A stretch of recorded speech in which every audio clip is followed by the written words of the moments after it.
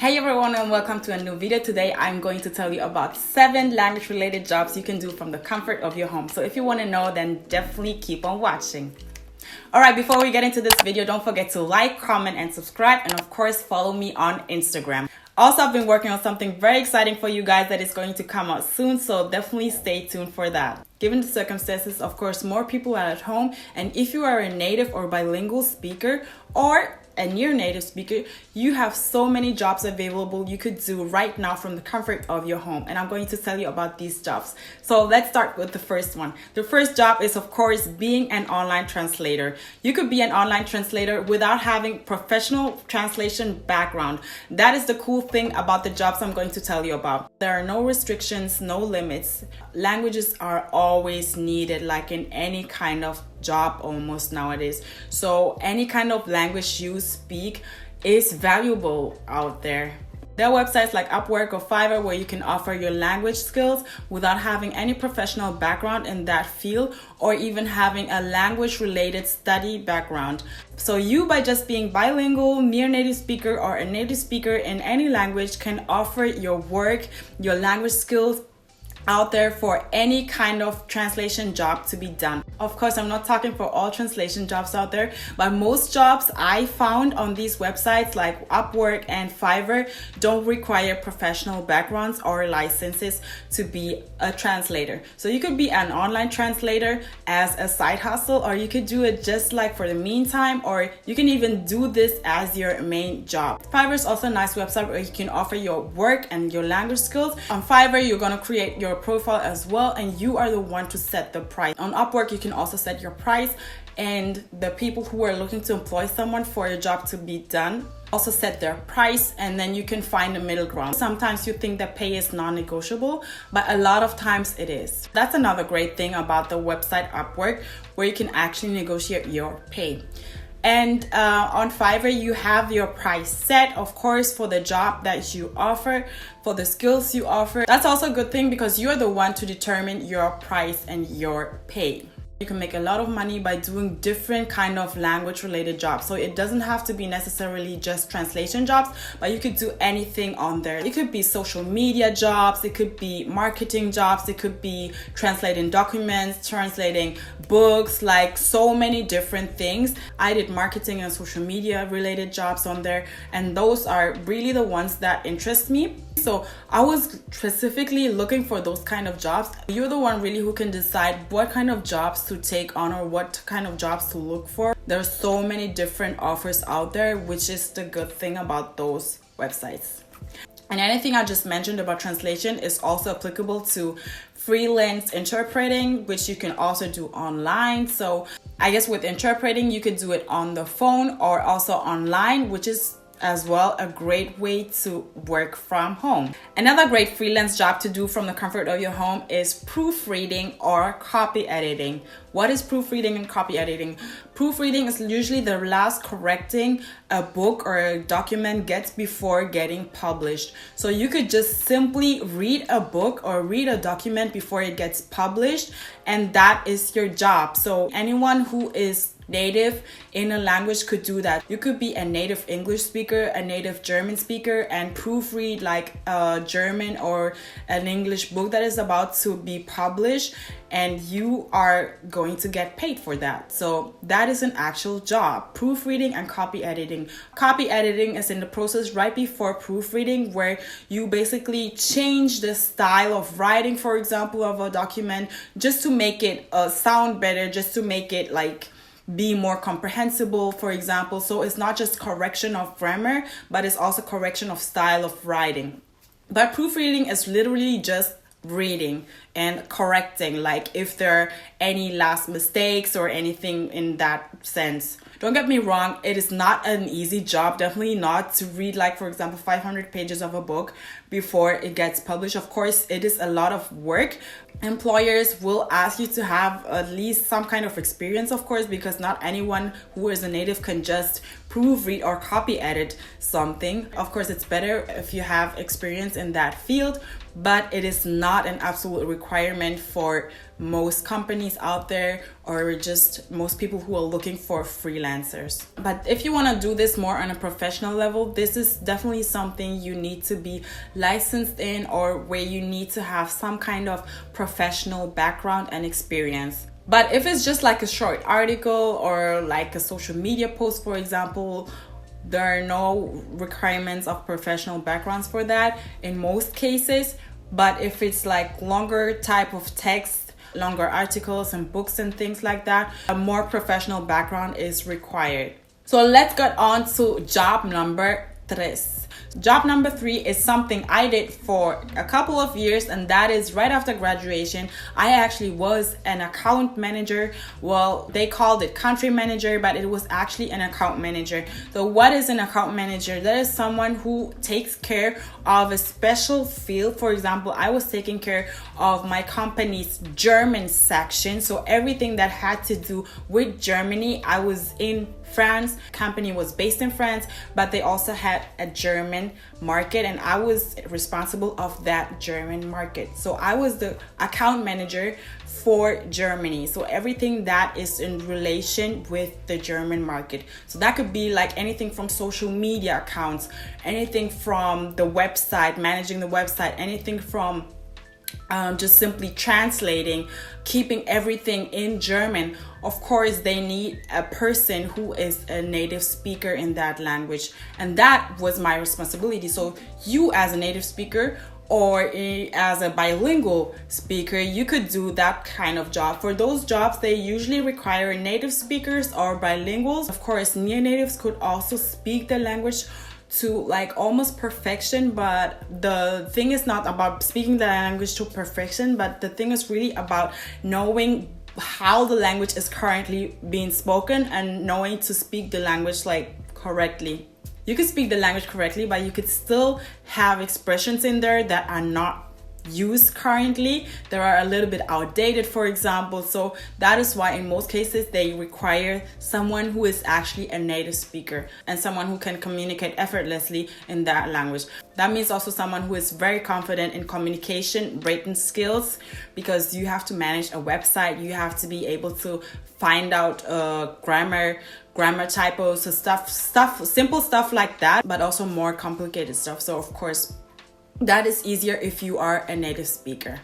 For those kind of jobs, mostly a marketing background is required, but you could also be a social media manager without having necessarily a marketing background or without having a background related to languages, but you could just be a native speaker and manage a company's social media account or manage their website without having necessarily that professional background. Most companies do require a professional background, at least also a couple of years of experience, but for freelancers you can also do it without that background in a lot of cases. This could be account manager or community manager. That leads me to job number 4, which you could do from the comfort of your home, a language related job, and that is working in client service. You could work for a company's client service from the comfort of your home by simply being a native speaker in the language they're requiring. So you could work, for example, for a British company that requires a French client service, like salesperson, that could work from the comfort of the home by just taking care of the French customers of a specific brand or website, for example. So you could have like one website that is based in London, but they also have French customers, and no one based in London speaks French, so they need someone who has the knowledge of the French language and who can communicate with the French customers online mostly. So those kind of jobs can also be done from home. If they're freelance, in most cases they are like home office based, they are done from home. You basically just need internet connection and log on to the email account and be able to like log on the website and communicate with the customers. But for that, you don't necessarily have to have a marketing background, but just be able to know your way around like websites, how to log in, how to log off and stuff, and email and things of that sort. but of course it depends on what kind of product or brand it is, what kind of company you are working for. But in most cases though, as a freelancer, you could do this kind of job by just being a native speaker or by just being a bilingual speaker. In most cases, those client service jobs don't even require just native speakers level, but in most cases companies are also content to find someone who is bilingual or someone who is a near native speaker, someone who has a very advanced level in a language. Another job that will allow you to work from home is telecommunications job, meaning call center jobs. So call center jobs are also like possible to do from home. In most cases, if they're not freelance, then you have to go like to the actual job. But if they're freelance, in a lot of cases, you could be home office and work as a telecommunicator. You can also find those kind of jobs on like Upwork or even offer them like on Fiverr, because on Fiverr you offer the jobs, but on Upwork the jobs are there, the job listings, and you are basically going on there and looking for jobs. But you can also of course offer your skills. But this is something like a client service job that could be done from home. And of course, one of the most obvious language jobs is being a tutor, being an online tutor. You could be an online tutor by just being a native speaker or being a bilingual in any language. The good thing about all of those language related jobs is like any language could be looked for, searched by someone, by some company, or you could offer like any language you are confident in. You don't have to be a native speaker necessarily to offer your language skills. You could just be good in Spanish, for example, and tutor someone who is not so good in Spanish. I've done that before. I've tutored in German, that is my first language. Of course, I've tutored English, I've tutored Spanish lessons, and that is not my native language, but I'm good at Spanish, so I tutored someone who is not so good at Spanish, so that also is very useful. And the last language related jobs you could do from home that I'm going to tell you about, that is definitely not the last out there. There's so many more, but the one I'm going to tell you about in this video is transcribing or creating subtitles.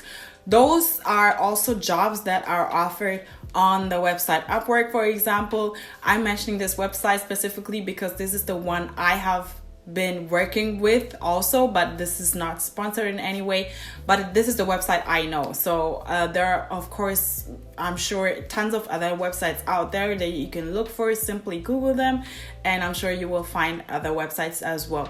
But on this website specifically, you could also find transcribing and subtitles job. It means your skills as a transcriber are asked, or as someone who creates subtitles for a specific language. So that could be, for example, transcribing a documentary that is in English and simply transcribing the words for example, deaf people. So you simply transcribe means to write down everything that people say. So if I'm speaking right now, my words could be transcribed here on this video. So basically caption everything I say. So on the other hand, creating subtitles means actually translating. So I could create subtitles for this video in Spanish, for example, so my Spanish speaking viewers can also understand what I'm saying right now as I'm speaking English. But if I would just transcribe the video, then for example, deaf viewers who watch my videos would be able to know what I'm talking about as well, but it's still the same language. So those kind of jobs are also on websites like Upwork, or you can also offer them if you're confident in a language. For transcribing, you don't even have to speak another language. You could just be like monolingual and transcribe.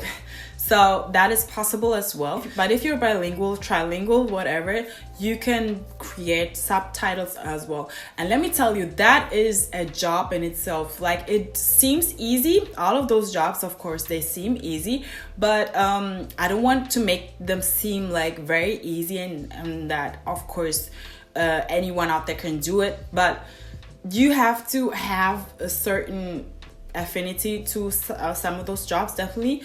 Like, for example, creating subtitles is really a job. It takes long. Like, just creating subtitles for a 5-minute video, for me sometimes it is so much work.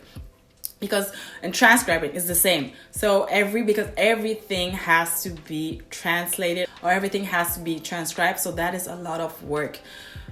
I really find those jobs interesting because they don't all require professional backgrounds, which I find absolutely like amazing for you out there, because I know that some of you might be students, some of you might not even do or study or work anything in a language related field, but you still enjoy languages, or you're bilingual or a native speaker of any language, and you still enjoy working with languages, so you might be interested in doing those kind of jobs. So yeah, I hope really I gave you some kind of inspirations, and thank you so much for watching, and I'll see you in my next video.